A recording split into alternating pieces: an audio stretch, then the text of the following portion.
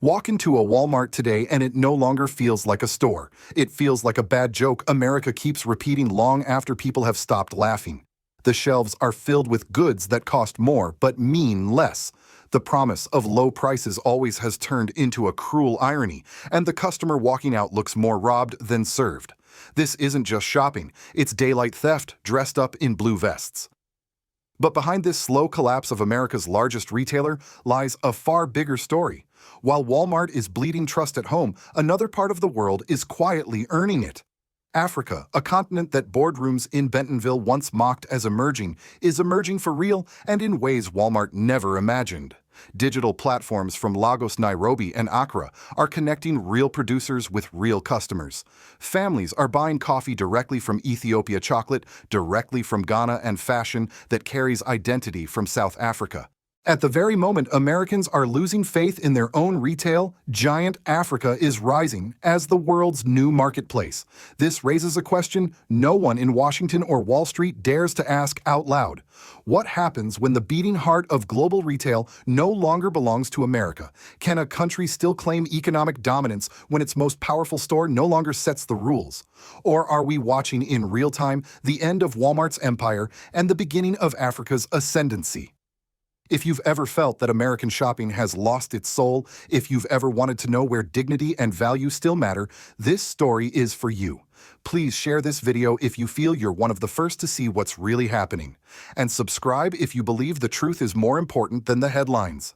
There was a time when Walmart felt untouchable. For millions of Americans, it wasn't just a store, it was the default option, the anchor of everyday life. Need groceries? Walmart. Need a new microwave, a bottle of medicine, or even basic financial services? Walmart had it. The sheer scale of its empire was breathtaking. With thousands of stores spread across small towns and big cities, it wasn't just competing, it was dictating how retail should function in America. For decades, this dominance carried an aura of inevitability. The company was seen as too big to fail, too deeply embedded in American life to ever stumble. Its slogan, "Always low prices," wasn't just advertising. It was a cultural promise. Generations grew up believing that Walmart meant savings, that Walmart meant convenience, that Walmart was the symbol of the American way of consumption. But that illusion has shattered. Walk into the same stores today and what once felt like abundance now feels like exhaustion. The aisles are long but uninspired, filled with goods that all look the same, imported cheaply, yet sold for more than they're worth. Customers tug at thin fabrics, glance at ingredient lists with suspicion, and walk away with the sinking feeling that quality is slipping even as prices creep higher. The cheerful bargain hunt that once drew families in has given way to muttered complaints and heavy sighs. The betrayal runs deeper than just rising prices. It's the sense that Walmart no longer sees people, only numbers. The shopping experience itself reflects this indifference. Long lines stretch endlessly, self-checkout machines freeze and demand constant rescanning, and exhausted employees seem as trapped as the customers they serve. Instead of convenience, the process feels like punishment. Instead of saving money, people feel drained of both dollars and dignity. And here lies the breaking point. Consumers don't simply stop buying when they feel cheated, they revolt. Not with protests in the streets, but with quiet, deliberate choices. Each time a family decides to buy less from Walmart, each time a consumer finds an alternative platform online, the empire loses another brick in its foundation. The decline isn't abstract, it's measurable. Analysts report millions of transactions that should have gone through Walmart's registers have simply disappeared. They didn't vanish into thin air, they migrated. And here's the shocker: that migration isn't just toward other American retailers like Target or Costco. Increasingly, it's toward Africa. Ordinary U.S. consumers frustrated by Walmart's hollow promises are discovering marketplaces that offer something different: transparency, authenticity, and connection. With a few clicks, they can buy chocolate sourced directly from Ghanaian cooperatives, fashion with a traceable story from South Africa, or handwoven crafts from Kenya. These aren't faceless products. They're goods tied to real people carrying dignity and identity. For Walmart, this is unthinkable. For decades, the company built its power on the assumption that American consumers had no choice, that its scale and ubiquity made it unavoidable. But technology has broken that monopoly. The internet, mobile payments, and global logistics have given shoppers options that bypass Walmart entirely. And once a customer discovers those options, trust in the old system never returns. The truth is stark, Walmart is no longer losing to competitors within its own country. It's losing to an entirely new system that it neither created nor controls. Its empire, once untouchable, is being undone not by regulators or politicians, but by the very people who built it, ordinary families who are tired of paying more for less. That's why this moment feels historic. Walmart's story was supposed to be permanent, a pillar of American consumer power. But permanence only lasts as long as trust, and in Walmart's case, that trust has evaporated. What replaces it is not just another American chain, but an emerging global force. The breaking point didn't come with a single protest or dramatic headline. It came quietly, transaction by transaction, as shoppers realized they weren't trapped anymore. For decades, Walmart thrived because it convinced Americans that there was no alternative. Today, technology has shattered that illusion. Consumers can bypass Walmart's aisles with a few clicks, ordering directly from producers thousands of miles away. And increasingly, those producers are in Africa. This is where the story takes an unexpected turn. Africa, once dismissed as too fragmented or too unstable, is now offering what Walmart cannot: authenticity, transparency, and human connection. Platforms like Jumia, often called the Amazon of Africa, are thriving by building systems tailored not to Wall Street spreadsheets, but to real people's needs: mobile payments, last-mile delivery on motorcycles, and partnerships with local shops. What began as solutions to African challenges are now winning over global consumers searching for dignity in their purchases. Consider M-Pesa, Kenya's mobile money system. Long before American banks understood the power of digital wallets, African families were sending, receiving, and saving money on basic phones. What Silicon Valley once scoffed at as too simple is now a model envied worldwide. Or look at Paystack, the Nigerian fintech acquired by Stripe, which is reshaping how online transactions flow across borders. These aren't experiments, they are lifelines. They solve problems Walmart never even bothered to acknowledge. And then there are the products themselves. A bar of chocolate bought directly from Ghana isn't just candy, it carries the story of farmers finally being paid fairly. A handbag from Lagos isn't just fashion, it's the pride of craftsmanship that no factory assembly line can mass produce. These goods give consumers something Walmart never could: meaning. In an age where people crave identity as much as affordability, meaning has become priceless. For American families exhausted by endless aisles of sameness, this discovery feels like liberation. Instead of squinting at labels filled with chemicals and fine print, they're buying goods that come with a face, a name, and a story. Instead of funding faceless corporations, their money empowers communities they can see and believe in. And once a shopper experiences this, it's not a one-time rebellion, it becomes a permanent shift in loyalty. Walmart knows this, and the panic is visible. Executives in Bentonville point to revenue figures, store counts, and new expansions into South Africa and Nigeria as proof they're still in control. But those numbers are smoke and mirrors. Dominance is no longer measured by how many stores you open. It's measured by how many customers you keep. And Walmart is bleeding customers in ways it cannot stop. Even worse for Walmart, every attempt to imitate Africa's success only exposes its weakness. When African brands proudly market traceable, ethical supply chains, and Walmart tries to copy with clumsy sustainability labels, the illusion of leadership crumbles. Consumers see the difference between authenticity and marketing spin. Instead of leading, Walmart looks like it's chasing, and once the giant is seen as a follower, its empire begins to collapse. This is the climax. Walmart, once a titan of certainty, now stands as a desperate imitator, while Africa, long ignored, emerges as the architect of a new system. The fear in Washington and Wall Street isn't just about lost sales. It's about what those lost sales represent: the erosion of American dominance replaced by an African marketplace that feels more honest, more connected, and more humane. For the first time, Africa is not a passive consumer of Western goods. It is the producer, the innovator, the competitor that Walmart cannot control. And each dollar flowing from U.S. shoppers into African markets is more than just a purchase. It's a vote of no confidence in the old system. It's proof that the future no longer belongs to Bentonville. The collapse of trust in Walmart is not just a retail story, it is a civic and political story. For decades, Walmart was more than a store. It was a pillar of America's small towns, a symbol of everyday affordability, and in many ways a substitute for public infrastructure.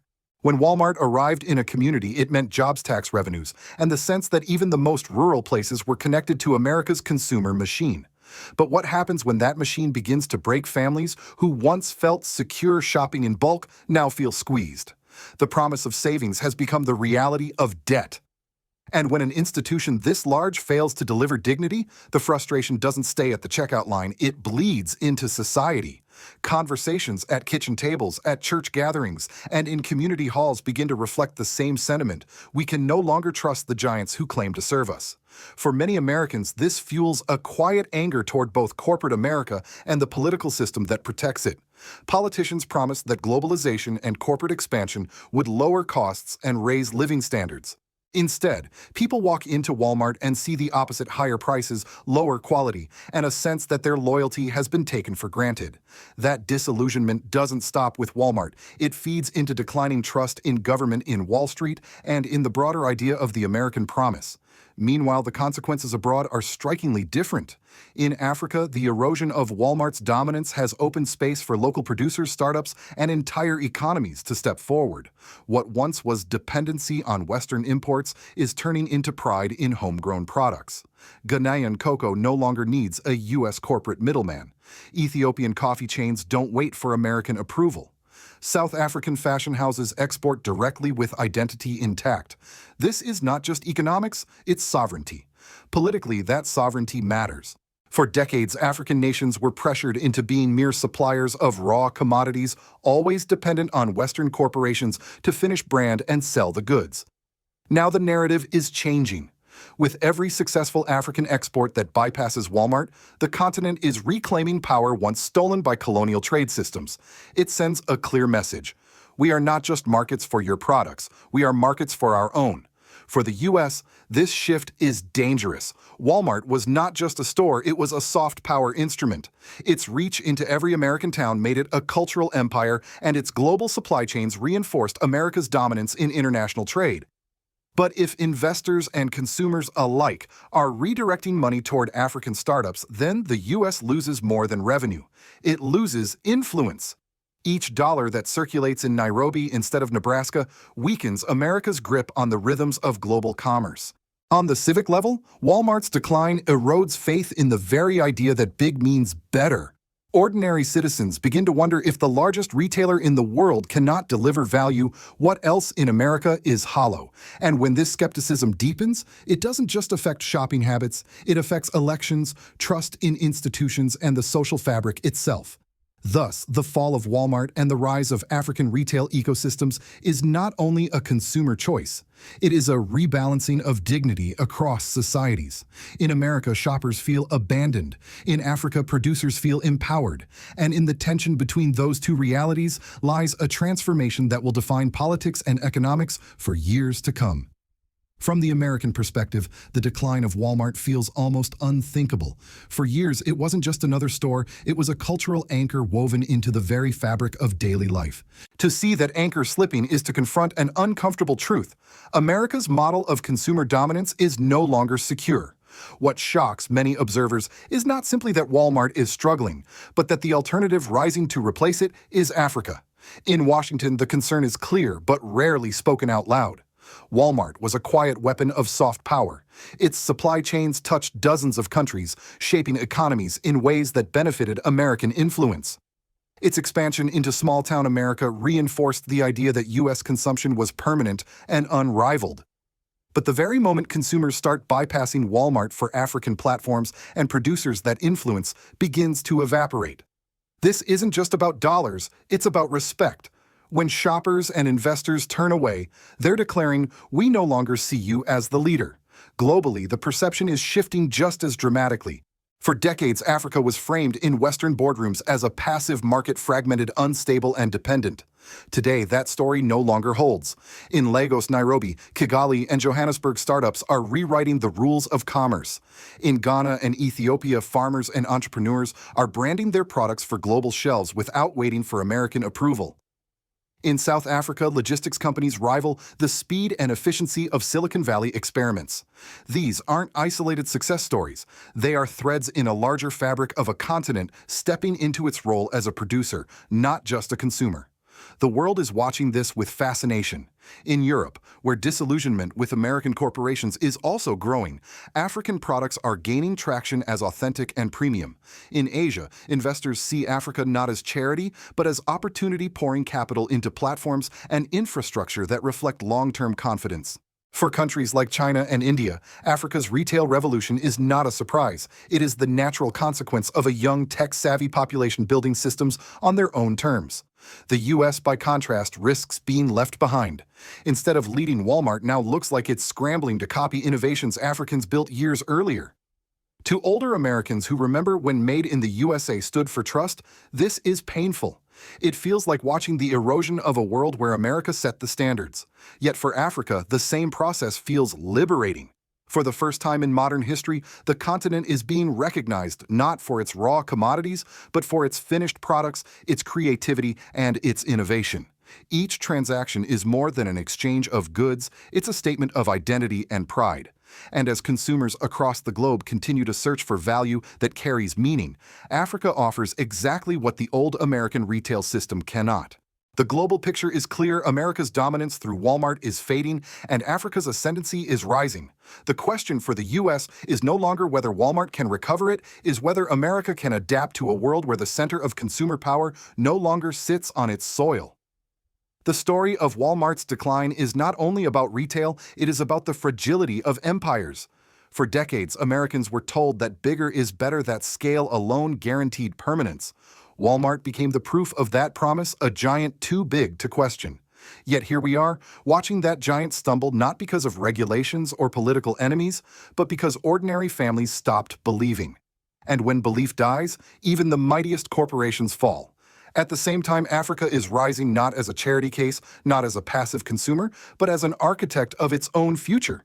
From cocoa farmers in Ghana to digital innovators in Kenya, from logistics hubs in South Africa to drone delivery systems in Rwanda, the continent is building something the world cannot ignore, an economy that offers both value and meaning. In a world tired of faceless corporations, Africa provides a human alternative. For the United States, this shift should be a warning. Walmart's crisis is not isolated. It reflects a deeper erosion of trust in America's economic system. If the largest retailer in U.S. history can lose customers to platforms built thousands of miles away, what does that say about the resilience of America's dominance? And if consumers find dignity and fairness elsewhere, how long before they start questioning other pillars of American power? This is why the decline of Walmart feels like more than a business story. It is a milestone in a global transition. The center of gravity is shifting. Money, trust, and cultural influence are moving toward Africa, and with them, the future of retail and perhaps the future of global leadership itself. So I ask you, do you think Walmart can ever win back the trust of American families once they've discovered freedom in Africa's markets? Or is this the end of America's retail dominance and the dawn of Africa's ascendancy? Please share this video if you feel you are one of the first to recognize Africa's rise. Subscribe if you believe the truth is more important than the headlines. And comment below, should America cling to the past or accept that the future is already being written in Africa? Because history may not remember this decade as the time Walmart declined. It may remember it as the moment Africa finally stood tall.